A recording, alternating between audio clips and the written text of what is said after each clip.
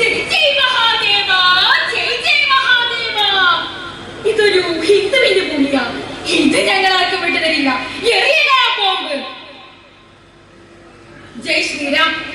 ഏത് കട ഇബ്ലീസാനായത്? ഇതൊരു മുസൽമാന്റെ രാഷ്ട്ര. കൊല്ലടാ ഹംകാളൻ.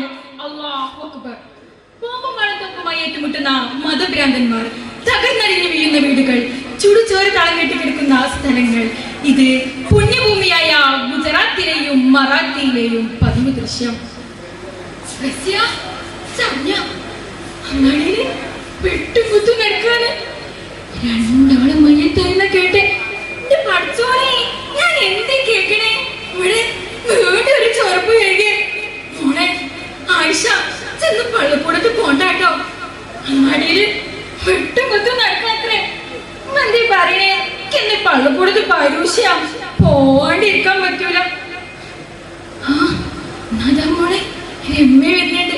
രണ്ടാളും കൂടി സൂക്ഷിച്ചു പോണേ. നിർത്തണം, നിർത്തണം ബസ്, നിർത്താനാ പറഞ്ഞു. എല്ലാരും വെക്കങ്ങി വെക്കങ്ങി.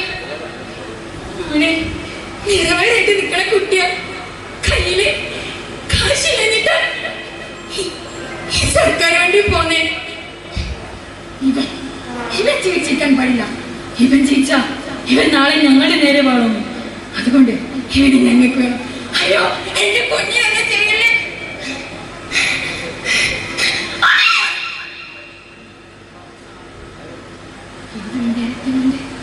ഞാൻ ഈ നദിനെ ശുദ്ധീകരിച്ചു. രമ്യ, അന്നൊരു കാണ്ട മാണ്ട. ആ ചന്ദ്രകുരുങ്ങി മാറ്റാ. നീ ആ കൃഷ്ണന്റെ പടമോട് വാടി കിട്ടാം. തട്ടങ്ങ് കിട്ടോ. എന്താടി എന്റെ പേര്?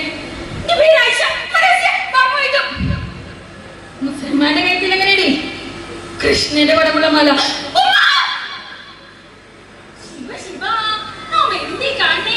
മുസ്ലിം പെൺകുട്ടിയിലെ കേറി വന്നേ. എന്തേ കുട്ടി കാണിക്കണേ? ആ ശ്രീകോവിന്റെ വാതിലങ്ങ് അടച്ചേക്കാം. ഞാൻ പോയി പോലീസിന് വിവരം അറിയിക്കട്ടെ. തിരുമേനി പൊറുക്കണം. മോൾ ആയിഷത് ഒക്കെ അറിയാതെ പറ്റിയൊരബദ്ധ. തിരുമേനി മാപ്പാക്കണം. പൊറുക്കേ തോന്നാസം കാട്ടിച്ചിട്ട് നിങ്ങള് ബേജാറാവേണ്ട മോദിക്കോ. വേണ്ടി എന്നാ ഇവിടെ നമുക്കൊരു ചോരപ്പ് ചെയ്താ. വേണ്ട, ഒന്നും വേണ്ട. ഈ മതഭ്രാന്തന്മാരുടെ ഇടയിൽ നിന്ന് രക്ഷപ്പെടാനാ എന്റെ മോള് അമ്പലത്തിൽ കയറി. അത് തെറ്റാന്നെനിക്ക് മോള് ശിക്ഷിച്ചോളെ. പക്ഷേ അതിന്റെ പേരില് നീ ഇവിടെ ഒരു ചോരപ്പ് കേൾക്കണ്ട. വിളിച്ചേർക്കാൻ ഞാൻ തട്ടങ്ങ് മാറ്റാ.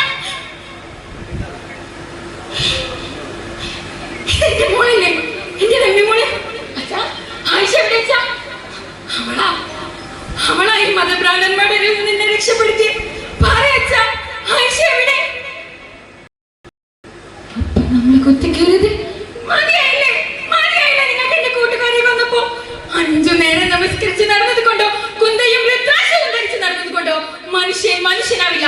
ഞാൻ പ്രസവിക്കും 1000 മക്കളെ. അവരെ രാമൻ എന്നും മുഹമ്മദ് എന്നും യാക്കൂബ് എന്നും പേരിട്ട് വിളിക്കും. എന്നിട്ട് ഞാൻ